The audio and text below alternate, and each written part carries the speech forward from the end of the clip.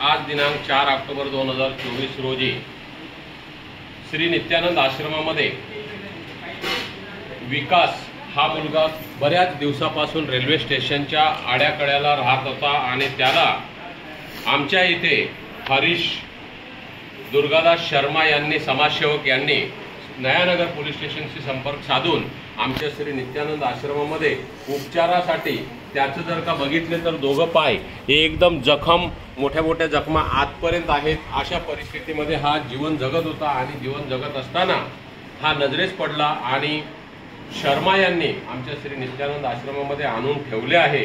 जर याचे कुणी नातेवाईक असतील तर संपर्कासाठी श्री नित्यानंद आश्रम, हरीश शर्मा व नयानगर पोलीस स्टेशनशी संपर्क साधून यांचं घर मिळवण्यासाठी आपण आम्हाला मदत करावी व हा फेसबुकवरचा व्हिडिओ जेवढा जास्त शेअर करता येईल तेवढा शेअर करावा।